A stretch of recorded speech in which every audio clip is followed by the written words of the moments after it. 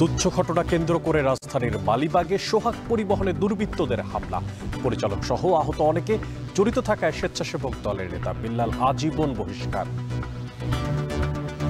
এই রমনা থানা স্বেচ্ছাসেবক দলের সভাপতি তালুকদার বেলালের নেতৃত্বে 25-30 জনের একটি সন্ত্রাসী গ্রুপ তারা এখানে আসে আক্রমণ চালায়। দেশের সবচেয়ে বড় স্থলবন্দর বেনাপোলে কমেছে আমদানি রপ্তানি, অর্ধেকে নেমেছে পণ্যবাহী ট্রাক চলাচল, ভারতীয় নিষেধাজ্ঞা আবহাওয়াকে দুষছে কর্তৃপক্ষ। জনবলার অর্থ সংকটে সিলেট সিটি কর্পোরেশনের মশা নিধন কার্যক্রমে নেই গতি, বাড়ছে ডেঙ্গুতে আক্রান্তের ঝুঁকি, নিয়মিত অভিযান পরিচালনার তাগিদ।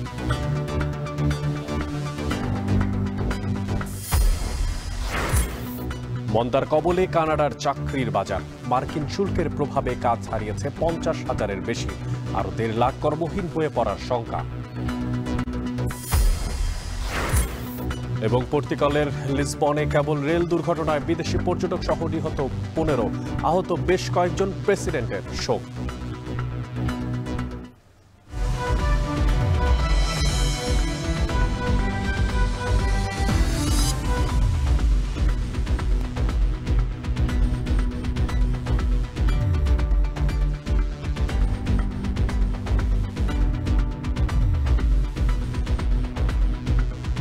শুনছিলেন শিরোনামগুলো। সবাইকে স্বাগত জানাচ্ছি এখন বাজারে।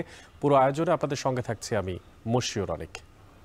রাজধানীর সোহাগ পরিবহনের মালিবাগ বাস কাউন্টারের সামনে সিগারেট খেতে নিষেধ করাকে কেন্দ্র করে বাস কাউন্টারে ভাঙচুর আর হামলা চালিয়েছে দুর্বৃত্তরা। বুধবার রাত 11:30টার দিকে এই ঘটনা ঘটে।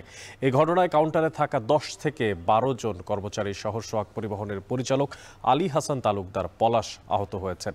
হামলায় গুরুতর আহত পলাশের ড্রাইভার মাসুদকে ঢাকা মেডিকেল কলেজ হাসপাতালে ভর্তিও করা হয়েছে। কাউন্টারের পাশাপাশি আলী হাসান তালুকদার পলাশের বাসায়ও হামলা হয়েছে। সোহাগ পরিবহনের মালিক পক্ষ থেকে দাবি করা হয়, স্থানীয় স্বেচ্ছাসেবক দলের নেতা বিল্লালের নেতৃত্বে 25 থেকে 30 জন এসে অতর্কিত হামলা চালায়। কাউন্টারে ভাঙচুরের ফলে যাত্রীদের মধ্যে আতঙ্ক ছড়িয়ে পড়ে। এই ঘটনায় এরই মধ্যে স্বেচ্ছাসেবক দল থেকে বিল্লালকে আজীবন নিষিদ্ধ করা হয়েছে। পরে ঘটনাস্থল পরিদর্শন করে আইন শৃঙ্খলা বাহিনী।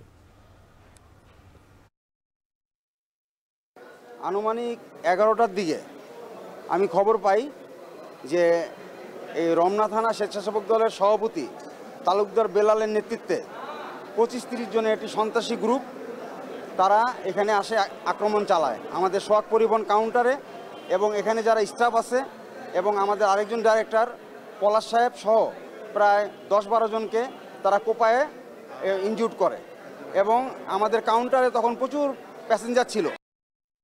নতুন অর্থ বছরের শুরুতেই দেশের সবচেয়ে বড় স্থলবন্দর বেনাপোলে ধস বাণিজ্যে নেমেছে, আর সরকারি নিষেধাজ্ঞা আর রাজনৈতিক অস্থিরতার ছায়া পড়েছে বন্দরকেন্দ্রিক ব্যবসা আর শ্রমিকদের জীবনে। বন্দর কর্তৃপক্ষ বলছে, ভারতের নিষেধাজ্ঞার পাশাপাশি বৈরী আবহাওয়ার কারণেই আমদানি রপ্তানি কিছুটা কমেছে। এনামুল হকের ক্যামেরায় বাকিটা জানাচ্ছেন রিপন হোসেন।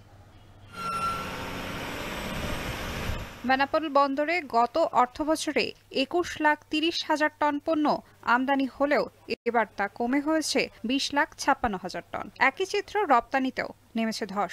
এক বছরে কমেছে প্রায় 36,000 মেট্রিক টন। ব্যবসায়ীরা বলছেন, আগে যেখানে প্রতিদিন গড়ে 500 ট্রাক পণ্য আসতো, এখন তা নেমেছে 300-র নিচে। এমনকি রপ্তানি হচ্ছে আরও কম, 100 ট্রাকেরও নিচে। ভারত রপ্তানির ক্ষেত্রে যে নিষেধাজ্ঞা দিয়েছে, সেক্ষেত্রে আমাদের রপ্তানি অনেকাংশ কমেছে। এক্সপোর্ট আগে হতো 250, 300, 350 গাড়ি মতন হতো, এখন এটা কমায় অনলি ফর 50 ট্রাকে এসছে। আমদানি রপ্তানি কমায় বিপাকে পড়েছেন বন্দর সংশ্লিষ্টরা। কাজ না থাকায় মানবেতর জীবনযাপন করছেন বন্দর শ্রমিকরা। সংশ্লিষ্টদের আশঙ্কা, রাজনৈতিক স্থিতিশীলতা ফেরাতে ও বিধিনিষেধ শিথিল না করতে পারলে বন্দর কেন্দ্রিক বাণিজ্যে আরও বড় ধস নামবে। আমদানি অনেক অংশে কমে গেছে। আমার মনে হচ্ছে যে আগামী অর্থ বছরে রাজস্ব আদায় বড় ধরনের একটা ক্ষতি হতে পারে।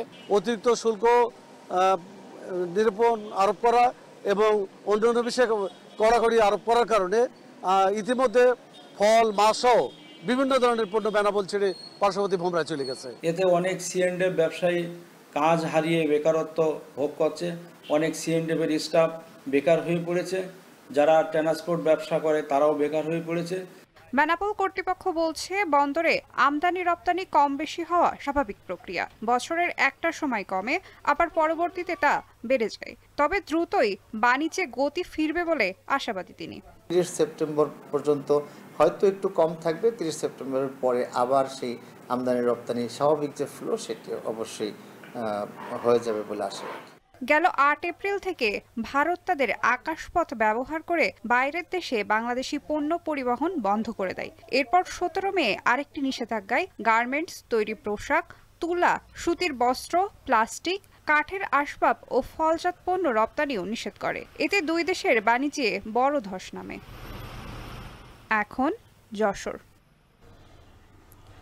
ঢাকা তো বটেই, তবে ঢাকার বাইরেতেও বেশিরভাগ জায়গায় গ্যাস সরবরাহ না থাকায় ব্যবহার করা হয় এই সমস্ত সিলিন্ডার গ্যাসগুলো।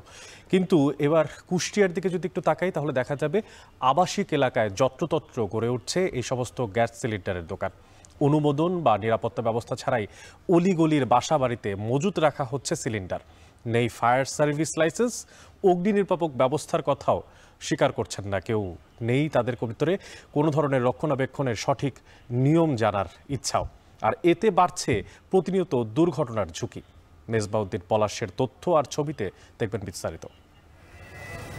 গ্যাস সংযোগ না থাকায় কুষ্টিয়ায় এলপিজি গ্যাসের উপর নির্ভরতা শতভাগ। স্থানীয় বাসিন্দারা দৈনিক চাহিদা মেটাতে ব্যবহার করেন সিলিন্ডার গ্যাস। শহরের আমলাপাড়া আবাসিক এলাকা ও শিক্ষা প্রতিষ্ঠানের কাছেই আলিফ আকলাক স্টোরের গোডাউন। তোয়াক্কা করা হচ্ছে না নিয়ম নীতির। অনুমোদন বা নিরাপত্তা ব্যবস্থা ছাড়াই স্থানীয়দের দুর্ঘটনার ঝুঁকিতে রেখে গ্যাস সিলিন্ডারের মজুত করা হয়েছে আবাসিক ভবনের সামনে। এখান থেকেই প্রতিদিন কয়েক হাজার সিলিন্ডার গ্যাস যায় জেলার বিভিন্ন প্রান্তে।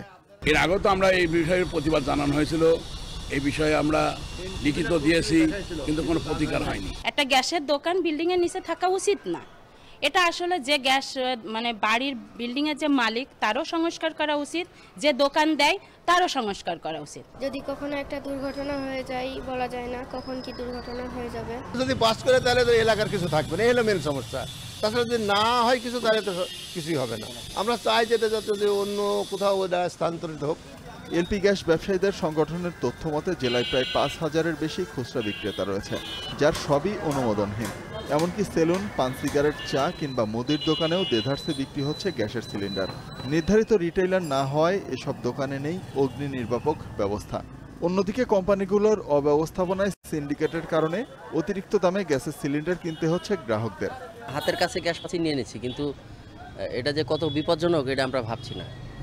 মুদিখানার দোকানে, সবজির দোকানে, কম্পিউটারের দোকানে, যেখানে সেখানে গ্যাস পাওয়া যায়। বেশিরভাগ টাইমে অতিরিক্ত দাম দিয়ে কিনছি। আর তাছাড়া এটা আবাসিক এলাকায় বা যেখানে সেখানে যত্রতত্র দোকানগুলোতে রাখলে এটা কিন্তু অনেক রিস্কি একটা বিষয় হয়ে দাঁড়াচ্ছে। সাধারণত বাস সিলিন্ডার সহজে করে না, অনেক টেম্পারেচার লাগে বাস করতে, আগুন ধরলে, এইটা আর কি। তাছাড়া কোম্পানিতে কোনো প্রেশার টেশার নাই, আমাদের যতটুকু লাগে আমরা নামাই বেশি। ব্যবসা তো আজকে থেকে করতেছি না, এটা তো অনেক দিন, প্রায় 10 বছর। এবং ওখানে সমস্ত কিছু রুলস, সরকারি রুলস, নিয়মকানুন মেনে আমরা ব্যবসা পরিচালনা করছি। স্থানীয় সচেতন নাগরিকরা বলছেন, প্রশাসন এখনই কার্যকর ব্যবস্থা না নিলে বড় ধরনের দুর্ঘটনার শঙ্কা রয়েছে। এদিকে ফায়ার সার্ভিস বলছে, অবৈধ সিলিন্ডার গ্যাস ব্যবসায়ীদের দৌরাত্ম্য ঠেকাতে অভিযান চালানো হবে। যারা দেখভালের দায়িত্বে আছেন তাদের পুরোপুরি উদাসীনতাকে এরা কাজে লাগাচ্ছে, এবং এই কাজে লাগিয়ে তারা এটা দিন দিন বেড়েই চলেছে, যা অত্যন্ত ঝুঁকিপূর্ণ। যখন মানুষের মনে করেন একটা দুর্ঘটনা ঘটবে, তখন দেখা যাবে যে লোক দেখানো একটা অভিযান চলছে। সচেতনতার জন্য আমরা প্রতি সপ্তাহে আপনার যে মহড়া কার্যক্রম পরিচালনা করি, এবং কিভাবে গ্যাস সিলিন্ডারে অগ্নি নির্বাপন করা হয় সে ব্যাপারে প্রশিক্ষণ দেওয়ার চেষ্টা করি, এবং আমাদের গণসংযোগ কার্যক্রম আমরা পরিচালনা করি। ফায়ার সার্ভিসের তথ্য মতে গ্যাস সিলিন্ডার বিক্রি করতে কুষ্টিয়ায় অনুমোদিত কোনো লাইসেন্সধারী নেই। গত 1 বছরে এখন পর্যন্ত জেলায় গ্যাস সংক্রান্ত মোট 8টি অগ্নি দুর্ঘটনা ঘটেছে। এখন কুষ্টিয়া। এমন ফুটফুটে শিশুদেরকেও প্রতিনিয়ত হাসপাতালে ভর্তি হতে হচ্ছে মশাজনিত যে সমস্ত রোগবালাই তার কারণে।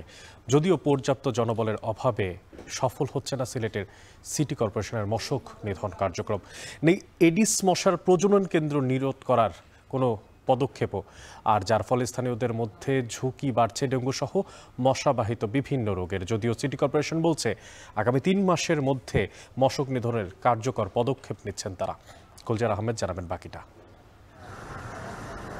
সাম্প্রতিক সময়ে সিলেটে মশার উৎপাত তীব্র আকার ধারণ করেছে। নগরবাসীর অভিযোগ, ড্রেন খালনালা নিয়মিত পরিষ্কারের অভাব ও মশক নিধনের ঔষধ না ছিটানোয় প্রতিনিয়ত বাড়ছে মশা। একই সাথে পরিষ্কার পরিচ্ছন্নতা কার্যক্রম না থাকায় মশাবাহিত রোগে আক্রান্তের পাশাপাশি আছে ডেঙ্গুরও আতঙ্ক। মশাও অতিরিক্ত বাড়ছে, ডেঙ্গু বাড়ছে, চিকুনিয়া বাড়ছে। প্রচন্ড মশা, সন্ধ্যাবারে বাইরে বসা যায় না, ঘরের ভিতরে কোয়েল জ্বালালো কোয়েলও তো যায় না। আর আয় যায় কিন্তু এগুলাতে মশা কোনো ওষুধ মিলে না, অনেক মানুষ বেমারি আছে। এদিকে গত 1 বছরে সিলেট ওসমানী মেডিকেল কলেজ হাসপাতালে ডেঙ্গু রোগে আক্রান্ত হয়ে চিকিৎসা নিয়েছেন 17 জন। বর্তমানে হাসপাতালটিতে কোনো ডেঙ্গু রোগী ভর্তি না থাকলেও 2টি ওয়ার্ডে ডেঙ্গু রোগীদের জন্য 8টি শয্যা প্রস্তুত রাখা হয়েছে বলে জানিয়েছে কর্তৃপক্ষ। গত 8 মাসের হিসাবটা যদি আমরা বলি তাহলে আমাদের এখানে ভর্তি হয়েছে টোটাল অ্যাডমিটেড পেশেন্ট 17 জন। এর মধ্যে আল্লাহর রহমতে সবাই ভালো হয়ে আমাদের এখান থেকে বিদায় নিয়েছে। সিলেট সিটি কর্পোরেশন বলছে সবগুলো ওয়ার্ডে নিয়মিত মশক নিধন কার্যক্রম বাস্তবায়ন করা সম্ভব না হলেও তারা সাধ্য অনুযায়ী চেষ্টা করছেন। তবে এক্ষেত্রে বড় বাধা হয়ে দাঁড়াচ্ছে জনবল ও আর্থিক সংকট। আর সচেতন নাগরিক সমাজের প্রতিনিধিরা বলছেন সিলেটে উল্লেখ করার মতো ডেঙ্গুর প্রাদুর্ভাব না থাকলেও নাগরিক সুরক্ষায় নিয়মিত মশক নিধন জরুরি। আমাদের সীমিত সামর্থ্যের মধ্যে থেকে আমরা সর্বোচ্চ চেষ্টা করি মশক নিধনের জন্য। তো এই কার্যক্রমটা আমরা প্রত্যেক বছরই করি। গত বছরও প্রায় 13,000 হাউসহোল্ডে আমরা গিয়েছি। এবার আমাদের টার্গেট আছে আমরা 15,000 হাউসহোল্ডে যাব এবং আমাদের এই কার্যক্রম 3 মাস ব্যাপী চলমান থাকবে। এই ডেঙ্গু বা চিকুনগুনিয়া বা এই ধরনের মশকবাহিত রোগগুলোকে প্রতিহত করতে হলে, প্রতিরোধ করতে হলে এর আগেই মশক নির্মূল অভিযান পরিচালনা করা এবং এটাকে অব্যাহত রাখা। এদিকে সিলেট বিভাগীয় স্বাস্থ্য অধিদপ্তরের তথ্য বলছে চলতি বছরে ডেঙ্গুতে সিলেটে কেউ মারা যায়নি। তবে এখন পর্যন্ত জেলায় ডেঙ্গুতে আক্রান্ত রোগীর সংখ্যা মোট 137 জন। গুলজার আহমেদ, এখন সিলেট। নাটোর শহরে হঠাৎ করে বেড়েছে ডায়রিয়ার প্রাদুর্ভাব। শতাধিক নারী, পুরুষ, শিশু চিকিৎসা নিচ্ছেন সদর হাসপাতালে। ক্রমেই বাড়ছে আক্রান্তের সংখ্যাও। আক্রান্তরা অভিযোগ করছেন খোদ নাটোরের পৌরসভার সাপ্লাইয়ের পানি খেয়েই বাড়ছে ডায়রিয়ার আক্রমণ। আর এদিকে হঠাৎ করে রোগীর ভিড় বাড়ায় সামলাতে হিমশিম খাচ্ছে হাসপাতাল কর্তৃপক্ষ। তবে স্বাস্থ্য বিভাগ থেকে এরই মধ্যে 2টি মেডিকেল টিম গঠনের পাশাপাশি পৌরসভার পক্ষ থেকে দেয়া হচ্ছে পানি বিশুদ্ধকরণ ট্যাবলেট। মাহবুব হোসেনের প্রতিবেদন, যেখানে ছবি তুলেছেন জাহিদুল ইসলাম সুমন। নাটোর সদর হাসপাতালের অস্থায়ী ডায়রিয়া ওয়ার্ড। রোগীদের চাপে কোথাও নেই তিল ধারণের জায়গা। কেউ চিকিৎসা নিচ্ছেন বেডে, কেউ আবার মেঝেতে। ডায়রিয়া আক্রান্ত হয়ে একের পর এক রোগী ভর্তি হচ্ছে এই ওয়ার্ডে। লোক কমপ্লেইন করতেছে যে ঝাউতলা, পটুয়াপাড়া এরা সবাই একই ওয়াশার পানি ইউজ করতো। পেটের মধ্যে মুসার দিয়া হাত পা কেকড়ি বেকড়ি করে জড়াই লিয়ে চলে আঠি চাপবা। হঠাৎ করে রাতে 11টার দিক খালি পেটে খালি কিরম জানি হচ্ছিল, আর এই তো পায়খানা আর বমি। শহরের উত্তর পটুয়াপাড়া থেকে অস্থায়ী ডায়রিয়া ওয়ার্ডে এসেছেন মাহমুদা খাতুন ও তার 2 বছরের শিশুপুত্র আইয়ান। প্রথমে শিশু আইয়ান বমি ও জ্বর নিয়ে অসুস্থ হওয়ার পর হঠাৎ করেই ডায়রিয়া আক্রান্ত হন মাহমুদা খাতুনও। কিছু হয় নাই, বাচ্চার হলো অসুস্থ 12:30 থেকে পাতলা পায়খানা, বমি, জ্বর সব হওয়ার পরে মানে ওর বাথরুম পরিষ্কার করতে করতে আমারও এরকম শুরু হলো, সকাল থেকে পাতলা পায়খানা। রোগীদের অভিযোগ, পৌরসভার সরবরাহ করা পানি পান করে শহরের ঝাউতলা, উত্তর পটুয়াপাড়া, বঙ্গজল, উত্তর চৌকির পাড়সহ বিভিন্ন এলাকার বাসিন্দারা ডায়রিয়ায় আক্রান্ত হচ্ছেন। হঠাৎ করেই শতাধিক রোগী হাসপাতালে ভর্তি হয়েছেন। চাপ সামলাতে হিমশিম খেতে হচ্ছে হাসপাতাল কর্তৃপক্ষকে। ভয়ে অনেকেই পৌরসভার পানি ব্যবহার বন্ধ রেখেছেন। এই এলাকায় প্রত্যেক ফ্যামিলিতে 2-1 জন করে ডায়রিয়া আক্রান্ত হচ্ছে। শতকরা 80% মানুষের ডায়রিয়া আক্রান্ত হচ্ছে। এখন আমাদের মনের একটা ধারণা যে এটাই পানির জন্য এই সমস্যাটা হচ্ছে। সিভিল সার্জন জানান, চিকিৎসা সেবা নিশ্চিতে মজুত রয়েছে প্রায় 1,500 আইভি স্যালাইন। সেই সাথে গঠন করা হয়েছে 2টি মেডিকেল টিম। এছাড়া পৌরসভার মাধ্যমে বিতরণ করা হচ্ছে পানি বিশুদ্ধকরণ ট্যাবলেটও। আমাদের পর্যাপ্ত পরিমাণে স্যালাইন সরবরাহ আছে। ওষুধ মজুদ আছে এবং এটি সরবরাহ নিশ্চিত করা হয়েছে। আমরা আইডিসির এবং সিডিসিকে জানিয়েছি, তারা স্যাম্পল নেওয়ার মাধ্যমে এটি রিপোর্টের ভিত্তিতে আমাদের জানাবেন কীভাবে এই বিষয়টি হলো। আর আমরা পৌরসভার সাথেও সমন্বয় রাখছি, তাদের মাধ্যমে আমরা আমাদের পানি বিশুদ্ধকরণ ট্যাবলেট সরবরাহ করছি। বুধবার দুপুরে ডায়রিয়া রোগীদের খোঁজ নিতে সদর হাসপাতালে আসেন জেলা প্রশাসক। জানান, পৌরসভার পানি সংগ্রহ করে পরীক্ষার জন্য ল্যাবে পাঠানো হয়েছে। সেই সাথে একজন সহকারী কমিশনারের নেতৃত্বে 5 সদস্যের মনিটরিং টিম গঠনের কথাও জানান তিনি। যেটা অ্যালার্মিং বিষয়, পানি ফুটায় না তারা। যতজনের সাথে কথা বললাম পানি না ফুটিয়ে খেয়েছে। আমরা ইতিমধ্যেই পানি চেক করার জন্য বগুড়াতে পাঠিয়েছি। টেস্ট রিপোর্ট আসলে আমরা বলতে পারবো দায়িত্বে অবহেলা আছে কিনা বা চেক ভালভের ইস্যুটা আমরা এখন তদন্ত করে আমরা দেখব। জনস্বাস্থ্য যাতে হুমকিতে না পড়ে সে লক্ষ্যে দ্রুত পানির লাইন পরিষ্কারের দাবি জানিয়েছেন স্থানীয়রা। এখন নাটোর। জামালপুরের সরবরাহ বাড়ায় কমেছে শাকসবজির দাম, আর সপ্তাহের ব্যবধানে কেজিতে দাম কমেছে 10 থেকে 12 টাকা পর্যন্ত। আর এদিকে মেহেরপুরের দিকে তাকলে দেখা যায় সপ্তাহের ব্যবধানে কমেছে মুরগির দাম, ফলে কিছুটা স্বস্তি ফিরেছে মুরগির বাজারে। ওই নিয়ে আরও জানাতে জামালপুরের ফৌজদারি মোড় বাজার থেকে যুক্ত হচ্ছে জুয়েল রানা এবং মেহেরপুরের বড় বাজার থেকে যুক্ত আছেন মুজাহিদ আল মুন্না। তবে সবার আগে চলে যাচ্ছে হচ্ছে জুয়েলের কাছে। জুয়েল, চমৎকার সুন্দর বাজার দেখতে পাচ্ছি আপনার পেছনে, একটা গ্রাম্য পরিবেশও। তো জানতে চাই যে আসলে সবজির দাম তো কমেছে, এতে করে কতটা স্বস্তি ফিরেছে জনমানুষের মনে? বিক্রেতারাই বা কি বলছেন, কতদিন নাগাদ এই সবজির দাম কম থাকতে পারে?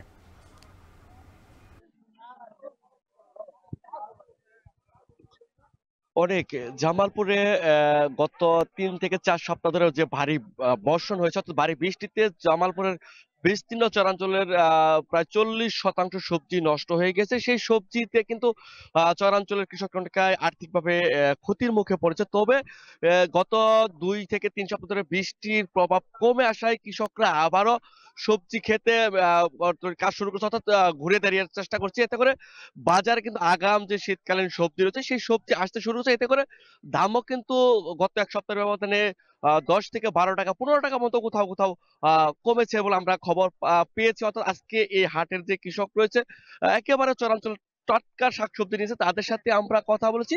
তারা বলছে যদি আগামী 10 থেকে 15 দিন বা তার অধিক সময় যদি বৃষ্টি না হয় তাহলে সেই সবজির দাম আরো বাড়বে, পাশাপাশি দামটাও অনেকটা কমে আসবে। অর্থাৎ এখন যে 10 থেকে 12 টাকা বা 15 টাকা আমরা বলছি কমেছে, সেটি কমে কিন্তু 20 থেকে 25 টাকা মতো কমার একটি সম্ভাবনা কিন্তু কৃষকরা জানেন। যেহেতু আবহাওয়া ভালো থাকবে, উৎপাদন বাড়বে, বাজারে সরবরাহ বেশি পাবে, দামটাও কমে আসবে। আজকে যদি আমি বলি এই হাটে আগাম যে শীতকালীন সবজিগুলো অর্থাৎ জাতলাউ দিয়ে কথা যদি বলি, জাতলাউ বিক্রি হচ্ছে কিন্তু 40 থেকে 55 টাকা পর্যন্ত পকার ভিতর। অর্থাৎ এই লাউ কিন্তু গত 2 সপ্তাহ আগেও 80 থেকে 90 টাকা বিক্রি হচ্ছে। অর্থাৎ মূলা শাক বিক্রি হচ্ছে 20 টাকা কেজি ধরে, পাট শাক বিক্রি হচ্ছে, লাউ শাক বিক্রি হচ্ছে 20 টাকা কেজি। অর্থাৎ পটল, ঢেঁড়স, চিচিঙ্গা যে রয়েছে সেইগুলো বিক্রি হচ্ছে কিন্তু 40 থেকে 45-50 টাকা কেজির মধ্যে কিন্তু রয়েছে। অর্থাৎ বলা চলে এই যে দাম কমে যাচ্ছে, কৃষক কিন্তু অনেকটাই স্বাচ্ছন্দ্য স্বস্তি প্রকাশ করেছে। আর বলা চলে আলুর বাজার কিন্তু এখন মতো স্থিতিশীলতা। অর্থাৎ আলু কিন্তু গত সপ্তাহে যে আমরা যে পাইকারি দেখছি 16 থেকে 17 টাকা, সেটি খুচরা বাজারে গিয়ে 22 থেকে 25 টাকা বিক্রি হচ্ছে।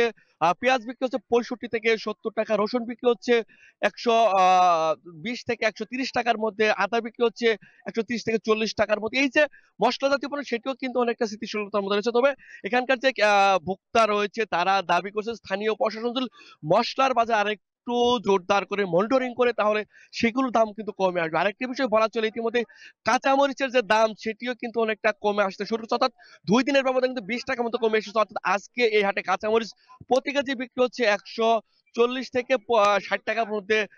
কাঁচামরিচ, টাটকা কাঁচামরিচ বিক্রি হচ্ছে।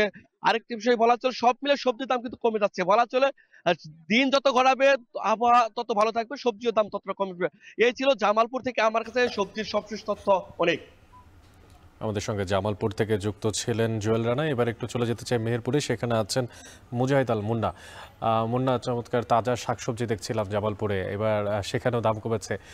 আমরা যেটা জানতে পেরেছি মুরগির দামও বেশ কমেছে। তো জানতে চাই এতে করে আসলে স্বস্তি ফিরেছে কিনা ক্রেতাদের মনে, এবং বিক্রেতারাই বা কি বলছেন, সবশেষ আপনার মাধ্যমে জানতে চাই।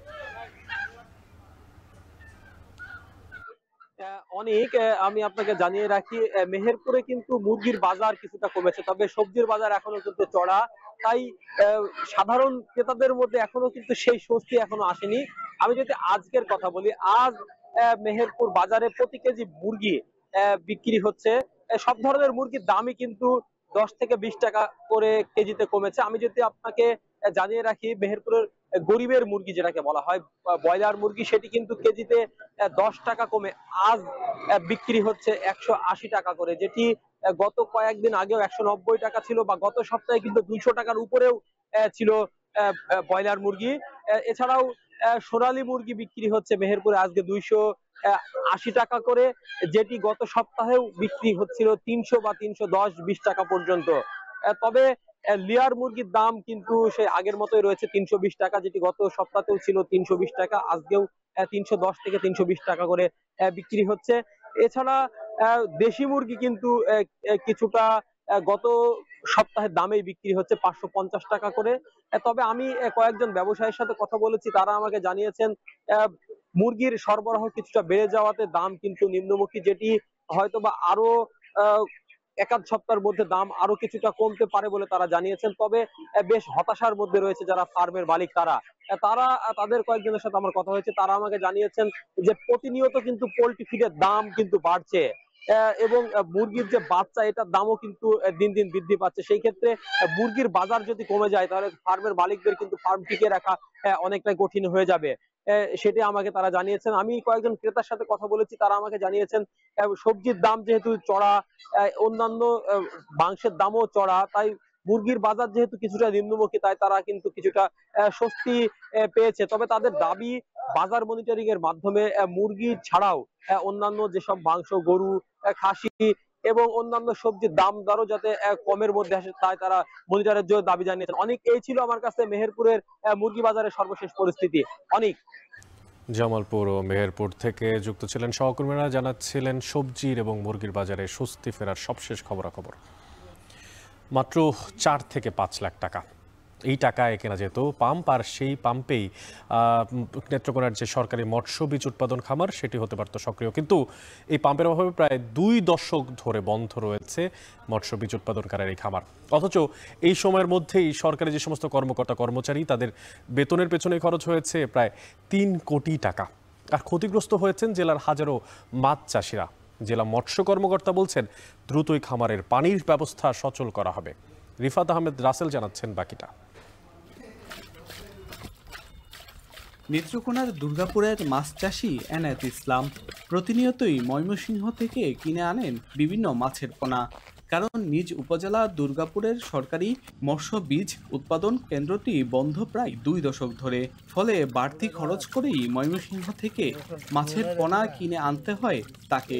আমাদের এই মৎস্য খামার বন্ধের কারণে আমরা মাছ পাচ্ছি না সঠিকভাবে।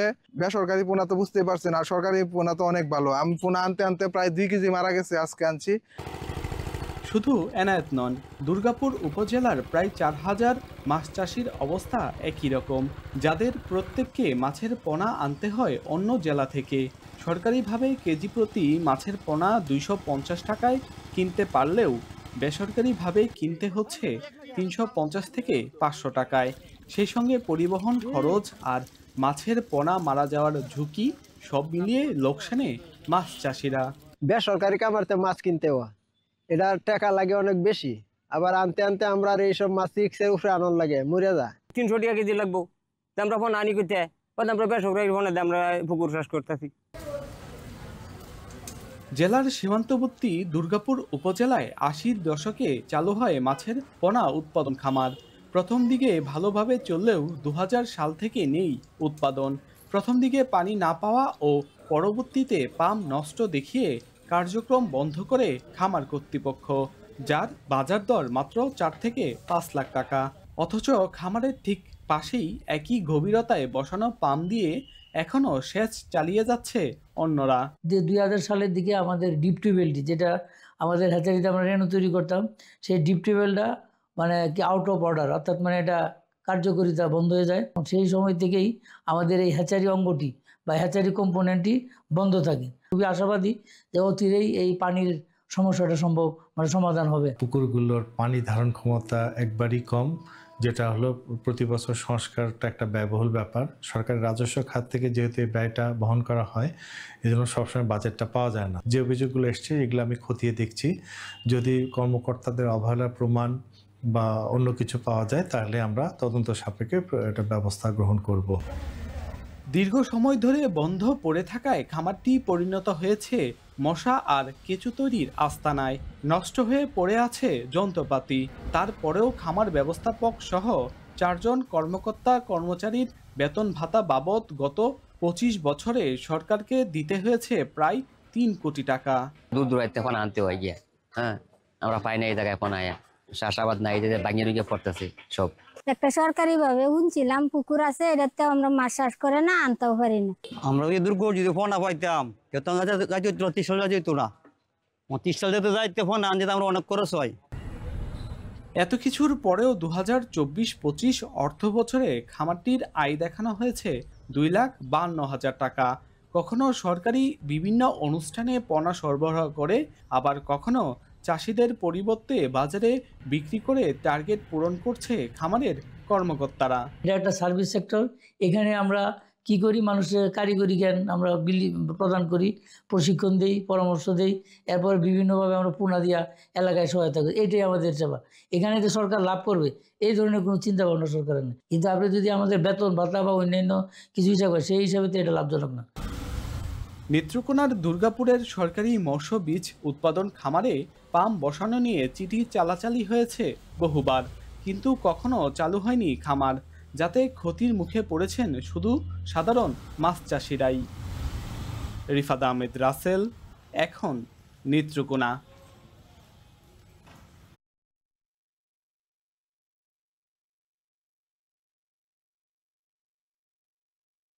আগুন নিয়ন্ত্রণে এসেছে, তবে আগুনে পুড়ে গেছে বাজারের বেশ কয়েকটি সবজি আর মুদির দোকান। বিশেষ করে ফায়ার সার্ভিসের 5টি ইউনিটের 1 ঘন্টার চেষ্টায় গাজীপুরের চান্দনা চৌরাস্তায় কাঁচা বাজারে লাগা আগুন নিয়ন্ত্রণে আনা হয়। স্থানীয় ব্যবসায়ী ও ফায়ার সার্ভিস জানায়, ভোর 6:10 চৌরাস্তা এলাকার শাপলা ম্যানশনের পেছনের কাঁচা বাজারে হঠাৎ আগুন লাগে। মুহূর্তেই তা ছড়িয়ে পড়ে বাজারের অন্যান্য দোকানগুলোতেও। পরে খবর পেয়ে প্রথমে ভোগরা মডার্ন ফায়ার সার্ভিসের 3টি ইউনিট ও পরে জয়দেবপুর ফায়ার সার্ভিসের 2টি ইউনিট সহ মোট 5টি ইউনিট আগুন নিয়ন্ত্রণে কাজ শুরু করে। পরে সকাল 7:20 আগুন নিয়ন্ত্রণে আসে।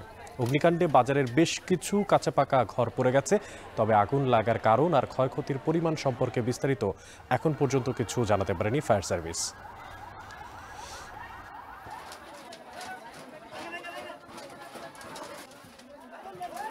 এবার আন্তর্জাতিক প্রসঙ্গ। মার্কিন শুল্কের প্রভাবে বছর শেষে কানাডায় 1.5 লাখের মতো কর্মজীবী চাকরি হারাবেন বলে শঙ্কা দেখা দিয়েছে। আর ইতিমধ্যেই কাজ হারিয়েছেন 50,000-এর বেশি মানুষ। ঊর্ধ্বমুখী হচ্ছে বেকারত্বের হার, আর এছাড়া কৃত্রিম বুদ্ধিমত্তার কারণেও সংকুচিত হচ্ছে চাকরির বাজার। কানাডা থেকে সৈয়দ ইফতেখার জানাবেন বিস্তারিত। মার্কিন শুল্কের কারণে কানাডার চাকরির বাজারে এখন মন্দার হাওয়া। নতুন করে কর্মসংস্থান সৃষ্টি তো হচ্ছেই না, বরং বিভিন্ন প্রতিষ্ঠানে চলছে ছাঁটাই। এতে বেকারত্বের হার গিয়ে ঠেকেছে 7%। আরও শঙ্কার তথ্য হলো 25 বছরের নিচে তরুণদের বেকারত্বের হার প্রায় 15%। এমন পরিস্থিতির মধ্যে কানাডার প্রধানমন্ত্রী মার্ক কার্নি জানিয়েছেন, বাণিজ্য ইস্যুতে যুক্তরাষ্ট্রের সঙ্গে আলোচনায় অনেক অগ্রগতি এসেছে, তাই আগামী দিনগুলো নিয়ে কিছুটা আশাবাদী তিনি। Canada currently has the best trade deal with the United States. And while it's different from what we had before, it is still better than that of any other country. এ পরিস্থিতির উন্নতি না হলে বছর শেষে 1,60,000 কর্মজীবীর চাকরিচ্যুত হওয়ার শঙ্কা করছে বিভিন্ন অর্থনৈতিক গবেষণা প্রতিষ্ঠান। ইতোমধ্যে 50,000-এর মতো মানুষ বেকার হয়েছেন। গেল কয়েক মাসে এই হার সব থেকে বেশি। এটা হবে, এটা নিয়ে মানে আমাদেরকে রেডি থাকতে হবে, যাতে করে আমরা এমন কোন একটা ক্যারিয়ারের দিকে যাই যে ক্যারিয়ারটা আমার জবটা যাতে সিকিউর থাকে এবং আপগ্রেড করতে হবে, স্কিল বাড়াতে হবে। কৃত্রিম বুদ্ধিমত্তা বা আর্টিফিশিয়াল ইন্টেলিজেন্স এআই এর কারণেও চাকরির বাজার সংকুচিত হচ্ছে। আগামী দিনগুলোতে এর প্রভাবেও চাকরি প্রত্যাশীদের ভুগতে হবে বলে মনে করছেন বিশেষজ্ঞরা। আগে মেবি একটা কাজ করতে 5 জন লাগতো, এখন কিন্তু একটা কাজ করতে 2 জন লাগবে, রাইট? এআই এর ফলে কাজগুলো অনেক ইজি হয়ে যাবে। তো খুব স্বাভাবিকভাবেও এখনই না হলেও সামনের 1 বছর 2 বছর 3 বছরে কিন্তু অনেকজন চাকরি হারাবেন। অর্থনৈতিক মন্দা সামলাতে বর্তমানে মার্কিন মুলুক থেকে আমদানি করা পণ্যের ওপর থেকে অনেক প্রতিশোধমূলক শুল্ক প্রত্যাহার করছে অটোয়া। পাশাপাশি নতুন বাণিজ্য চুক্তিতে পৌঁছানোর জন্য যোগাযোগ চালিয়ে যাচ্ছে। এর আগে যুক্তরাষ্ট্রের ওপর আরোপ করা ডিজিটাল পরিষেবার উপর প্রস্তাবিত কর থেকে সরে এসেছে কানাডা। ট্রাম্পের শুল্ক নীতিতে মার্ক কার্নি প্রশাসন সুর নরম করে এগিয়ে যাচ্ছে বলে ইতিমধ্যে অভিযোগও তুলেছে বিরোধী দল। সৈয়দ ইফতেখার, এখন কানাডা। পর্তুগালের রাজধানী লিসবনে কেবল রেল দুর্ঘটনায় বিদেশি নাগরিক সহ অন্তত 15 জন নিহত হয়েছেন। আহত হয়েছেন আরও বেশ কয়েকজন। এদের মধ্যে 5 জনের অবস্থা আশঙ্কাজনক বলে জানা গেছে। আর ভয়াবহ এই দুর্ঘটনায় গভীর সমবেদনা জানিয়েছেন পর্তুগালের প্রেসিডেন্ট। বৃহস্পতিবার ঘোষণা করা হয়েছে রাষ্ট্রীয় শোক। দুর্ঘটনার কারণ অনুসন্ধানে এরই মধ্যে শুরু হয়েছে তদন্ত। বিস্তারিত জানাচ্ছেন তানভীর জনি। পর্তুগালের রাজধানী লিসবনের প্রাণকেন্দ্রে চালু থাকা যাত্রী সেবা ফানিকুলার বা ক্যাবল রেল পর্যটকদের কাছে বেশ জনপ্রিয়। এবার জনপ্রিয় এই ক্যাবল রেলেই ঘটল ভয়াবহ দুর্ঘটনা। কর্তৃপক্ষ জানায়, বুধবার স্থানীয় সময় সন্ধ্যা 6টার দিকে একটি ক্যাবল রেল দ্রুতগতিতে নিচে নামার সময় লাইনচ্যুত হয়ে পাশের একটি আবাসিক ভবনে ধাক্কা খায়। মুহূর্তেই ভেঙে চুরমার হয়ে যায় ক্যাবল ট্রেনটি। এতে দুর্ঘটনাস্থলে নিহত হন বিদেশি পর্যটক সহ বেশ কয়েকজন। আহত হন আরও অনেকে। Fomos alertados às 18h08 para um descarrilamento aqui do elevador Santa Justa. Em 3 minutos chegamos ao local. Vi porque vi a notícia na internet. O que é que acha que aconteceu? Uma tragédia, como é evidente. দুর্ঘটনার পরপরই ঘটনাস্থলে পৌঁছে উদ্ধার কাজ শুরু করে police ও দমকল বাহিনী। এই সময় আহতদের উদ্ধার করে বিভিন্ন হাসপাতালে ভর্তি করা হয়। এদের মধ্যে কয়েকজনের অবস্থা আশঙ্কাজনক বলে জানা গেছে। Vamos começar então pelo resumo total de feridos. Temos a registrar 18 feridos deste incidente, onde destacados 5 feridos graves, transportados para o Hospital Santa Maria, São José e São Francisco. ভয়াবহ এই দুর্ঘটনায় গভীর শোক প্রকাশ করেছেন পর্তুগালের প্রেসিডেন্ট। একই সঙ্গে বৃহস্পতিবার একদিনের রাষ্ট্রীয় শোক ঘোষণা করেছে সরকার। এছাড়াও রাজধানী লিসবনে 3 দিনের শোক পালনের ঘোষণা দিয়েছেন শহরের মেয়র কার্লোস মোয়েদা। হতাহতদের পরিবারের প্রতি গভীর সমবেদনাও জানান তিনি। মর্মান্তিক এই দুর্ঘটনায় শোক জানিয়েছেন ইউরোপীয় কমিশনের প্রধান উর্সুলা ফন ডার লায়েন সহ অনেক ইউরোপীয় নেতা। শোক জানিয়েছেন জাতিসংঘ মহাসচিব আন্তোনিও গুতেরেসও। এলিভাদর গ্লোরিয়া নামের রেলপথটি চালু হয় 1885 সালে, যা পর্যটক ও স্থানীয়দের কাছে অন্যতম আকর্ষণীয় যাতায়াতের মাধ্যম। এটি লিসবনের রেস্তোরাদোরেস থেকে বাইরো আলতোর এলাকায় যাত্রী পরিবহন করে। 7টি পাহাড়ের উপর গড়ে ওঠা লিসবন শহরে উপরে নিচে যাতায়াতের সুবিধার জন্য এ ধরনের ক্যাবল রেলের একাধিক সেবা চালু রয়েছে শত বছর ধরে। তানভীর জনি, এখন বিশ্ব। এখন সময় ঠিক সকাল 8:40। যে সময়টাতে আপনি আপনার বা আমার বাসার যে সমস্ত ছোট্ট সোনামণিরা স্কুলের ব্যাগ হাতে সকালের খাবার খেয়ে স্কুলের দিকে ছুটছে, ঠিক একই সময়ে এক মুঠো খাবারের আশায় ছোটাছুটি করছে গাজার শিশুরা। ময়লা আবর্জনা তুলে সেখান থেকে খাচ্ছে তারা। এছাড়া ইসরায়েলি আগ্রাসনে গাজার 97% শিক্ষা প্রতিষ্ঠানের দিকে যদি তাকানো যায়, তাহলে দেখা যাবে ধ্বংসস্তূপেই এখন শিশুরা। সেই যে সেপ্টেম্বরের ইনটেক, যেখানে তাদের শিক্ষা কার্যক্রম শুরু হওয়ার কথা, সেই শিক্ষাবর্ষ থেকেও হচ্ছে বঞ্চিত।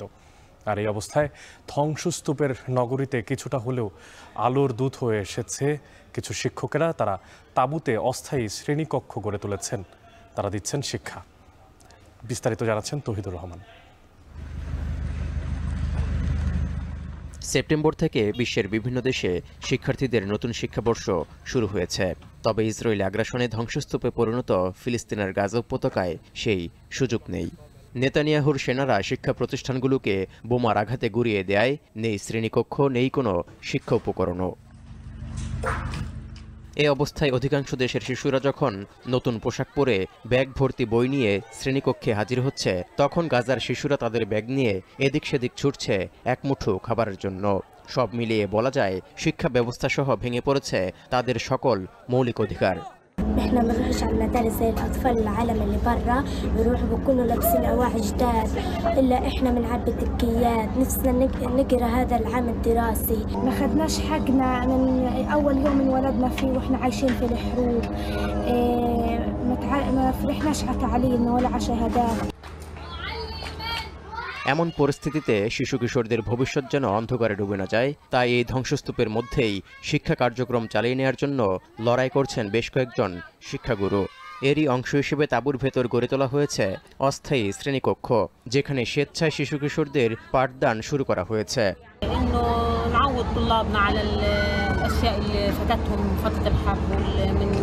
أشياء تعليمية وتثقيفية، وكنا نأمل إن زي بقية الدول العربية والعالم إنه إحنا نكون بداية في مدارسنا في مقاعدنا الدراسية في هذا اليوم। গাজা সিটি দখলের জন্য ইসরায়েলি বাহিনী আক্রমণের মাত্রা বাড়ানোয় তাঁবুর ভেতর স্বেচ্ছাসেবক শিক্ষকদের এই শিক্ষা কার্যক্রমও খুব একটা নিরাপদ নয়। এমনকি অস্থায়ী শিক্ষা ব্যবস্থার মধ্য দিয়ে অসংখ্য শিক্ষার্থীর শিক্ষাও নিশ্চিত করা অসম্ভব। এমন কঠিন পরিস্থিতিতে কিছুটা হলেও শিক্ষিত জাতি গড়ার কাজে নিজেদের বিলিয়ে দিতে চান শিক্ষকরা। باجتهاد يعني من ناس معين، فبنحاول احنا قدر المستطاع يعني نحاول الصغار هذول انه نلمهم نجمعهم انه ما يضيعهم عليهم حاجات كثير يعني بكفي। ফিলিস্তিনের শিক্ষামন্ত্রী আমজাদ বারহাম জানান, গাজার ৩০৭টি স্কুলের মধ্যে ২৯৩টি সম্পূর্ণ বা আংশিকভাবে ধ্বংস হয়ে গেছে। আর জাতিসংঘের মানবিক বিষয়ক সমন্বয়ক কার্যালয়ের তথ্য বলছে, জুলাই মাসে স্যাটেলাইট ভিত্তিক ক্ষতির মূল্যায়ন অনুসারে গাজার ৯৭% শিক্ষা প্রতিষ্ঠান ক্ষতিগ্রস্ত, যেখানে পুনরায় কার্যক্রম শুরুর জন্য ৯১% প্রতিষ্ঠানেরই বড় ধরনের পুনর্বাসন বা সম্পূর্ণ পুনর্গঠন প্রয়োজন। তৌহিদুর রহমান, এখন বিশ্ব। পশ্চিমা আধিপত্য বিরোধী নেতাদের একত্রিত করে বৈশ্বিক শাসন ব্যবস্থায় নতুন নেতৃত্বের বার্তা দিল চীন। অভূতপূর্ব সামরিক কুচকাওয়াজের আয়োজন করে জানান দিয়েছে অজেয় অস্ত্র সক্ষমতার। আর পুরো বিষয়টিকে যুক্তরাষ্ট্রের বিরুদ্ধে ষড়যন্ত্র বলে দাবি করছে মার্কিন প্রেসিডেন্ট। বিস্তারিত জানাচ্ছেন নুজহাত কামাল। একদিকে বিপুল অস্ত্র সক্ষমতার প্রদর্শনী, অন্যদিকে অস্ত্রের ব্যবহার। বুধবার প্রথম প্রহরে যখন একযোগে ৫০০র বেশি ড্রোন আর ক্রুজ মিসাইল উড়ে যাচ্ছিল ইউক্রেনের ভূখণ্ড লক্ষ্য করে চীনা ভূখণ্ডে, তখন প্রস্তুতি চলছে জমকালো আয়োজনে রুশ প্রেসিডেন্ট সহ এমন সব নেতাদের এক করার, যারা জোট বাঁধলে হয়তো অসম্ভব নয় বিশ্ব রাজনীতির নেতৃত্ব পাল্টে যাওয়া। দিনের সবচেয়ে চমকপ্রদ দৃশ্য ছিল চীনের ঐতিহাসিক তিয়ানমেন স্কয়ারে চোখ ধাঁধানো সামরিক কুচকাওয়াজে স্বৈরশাসক খ্যাত ৩ নেতা, চীনা প্রেসিডেন্ট শি জিনপিং, রুশ প্রেসিডেন্ট ভ্লাদিমির পুতিন এবং উত্তর কোরিয়ার সর্বোচ্চ নেতা কিম জং উনের একসাথে হেঁটে যাওয়া। পেছনে ছিলেন পাকিস্তানের সেনাপ্রধান সহ পশ্চিমা আধিপত্য বিরোধী বিশ্বের বিভিন্ন দেশের আরও অনেক নেতা। বিশ্লেষকরা বলছেন, যুক্তরাষ্ট্র ও পশ্চিমা মিত্রদের বিরুদ্ধে বিকল্প বৈশ্বিক শাসন ব্যবস্থার বার্তা অভূতপূর্ব এই মিলন মেলা। সতর্ক বার্তা, নাগালের বাইরে চলে গেছে পারমাণবিক নিরস্ত্রীকরণ। With what's happened in the Ukraine-Russia war, and I mean, every country in the world cognizant of the fact that having nuclear weapons is a sort of safeguard against some sort of contingency. And with the US withdrawing from its leadership role in the last few years, unfortunately, I think China is trying to fill the vacuum, and its neighbors can only try to protect, or try at least to make an attempt to protect themselves.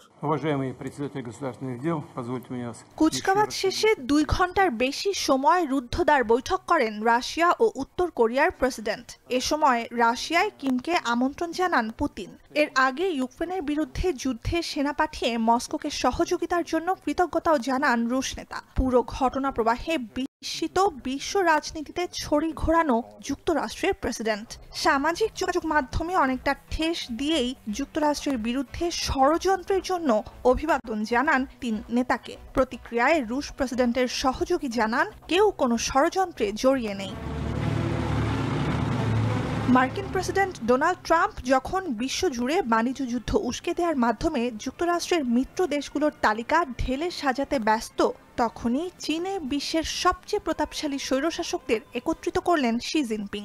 একই সঙ্গে প্রচলিত অস্ত্রশস্ত্র আর air defence laser, stealth fighter jet, জাহাজ বিধ্বংসী ক্ষেপণাস্ত্র, সবচেয়ে নতুন আন্তঃমহাদেশীয় ব্যালিস্টিক মিসাইল, সমুদ্রের নিচেও সচল ড্রোন আর রোবট কুকুর সহ অত্যাধুনিক সমরাস্ত্র প্রযুক্তি প্রদর্শনীর আয়োজন হয়, যেখানে দৃশ্যমান ছিল আধুনিক যুদ্ধ সক্ষমতা ও প্রতিরক্ষায় চীনের বিপুল অঙ্কের বিনিয়োগ। New ballistic capability that is able to go farther, probably up to about 15,000 kilometers, and is more powerful and is more flexible because some of these missiles are able to be integrated with several warheads. বলা হচ্ছে শুধু বিশ্ব রাজনীতির হর্তাকর্তাদেরই নয়, অত্যাধুনিক সমরাস্ত্র রপ্তানির বাজার ধরতে নিজেদের প্রস্তুতিও জানান দিয়েছে চীন। বিশ্বের দ্বিতীয় শীর্ষ অর্থনীতি হলেও অস্ত্র রপ্তানিতে শীর্ষে থাকা যুক্তরাষ্ট্রের ধারে কাছেও নেই চীনা অস্ত্র নির্মাতারা। নুজহাত কামাল, এখন বিশ্ব। শেষ করছি এখন বাজার, তবে যাওয়ার আগে শিরোনামগুলো জানিয়ে দিচ্ছি আরও একবার।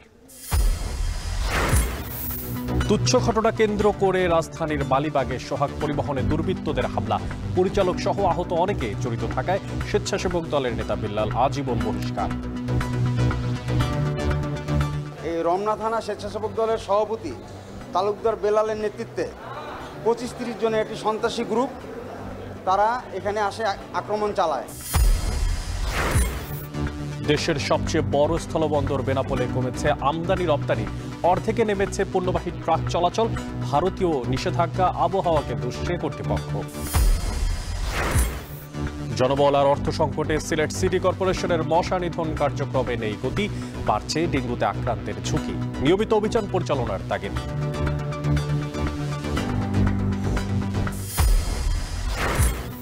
মন্দার কবলে কানাডার চাকরির বাজার, মার্কিন শুল্কের প্রভাবে কাজ হারিয়েছেন 50,000-এর বেশি, আরও 1.5 লাখ কর্মহীন হয়ে পড়ার শঙ্কা। এবং পর্তুগালের লিসবনে ক্যাবল রেল দুর্ঘটনায় বিদেশি পর্যটক সহ নিহত 15, আহত বেশ কয়েকজন, প্রেসিডেন্টের শোক।